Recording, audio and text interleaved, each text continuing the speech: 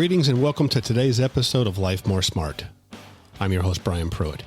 If you haven't already done so, press that subscribe button so you'll never miss another podcast. Now for today's episode.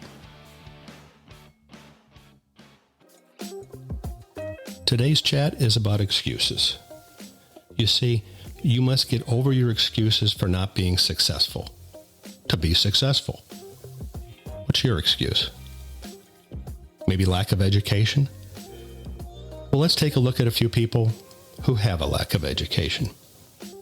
We'll start off with Eastman Kodak. He dropped out of high school at 14 years old to support his family with a variety of odd jobs. He then went on to start his photography company at age 26.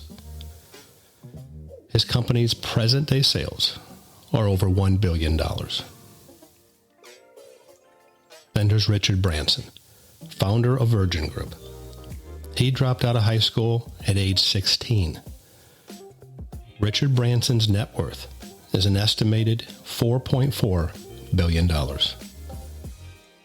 And lastly, Ralph Lauren dropped out of business school at a pretty young age. He then went on to create an empire, a net worth of an estimated $7.2 billion. As you can see, a lack of education is not really a good excuse. Maybe you're thinking, you're too old, you're too young. How about Colonel Sanders? Or how about some of the young podcasters making millions? Not enough money? Maybe your poor spending habits are catching up with you. Too busy? Maybe your time management isn't what it could be. You see, excuses are just that.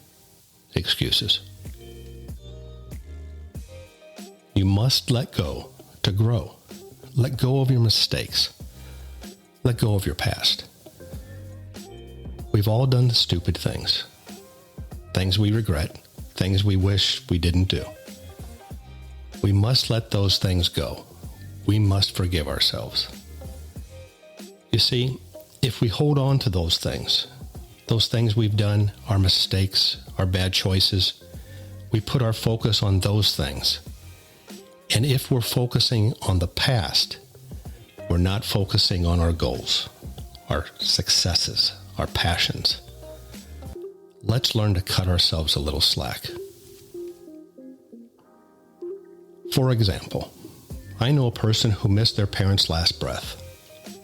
The person's parent was chronically ill, in and out of the hospital for months. At the time, there was no indication of an immediate approaching death. The young executive continued to work, keeping in close contact with the medical caregivers. Then came the call. He's close to dying. There's not much time left. So as quick as the young executive could, he rushed to the hospital, only to realize it was too late. Remorse set in, but after a few years of remorse, the guilt was put aside. You see, the guilt was put aside by realizing, given the circumstances, there shouldn't be any guilt. Let me explain. There's two parts to guilt: belief and behavior. The belief was, good kids choose family over work. Behavior. The behavior was not to be with the family and choosing to work instead. You see, guilt is created when the behavior doesn't match the belief. It also helps us believe we're still a good person. You see, bad people don't feel guilt. That's why criminals who don't show remorse over their crime are sentenced differently than those who show remorse. So there's two ways to get rid of guilt. Change your beliefs, change your behaviors. It's important to get rid of guilt. To rid oneself of guilt, the person needs to ask themselves, can I change my past behavior? You can't. The past is just that. It's the past. We can, however, change the belief. I'm a good kid, And I choose family over work, especially when they're dying. Except when I don't know they're close to dying. You see, we need to change the behavior or change the belief. Let me leave you with this. Guilt undermines success. Take that step towards success today by getting rid of guilt.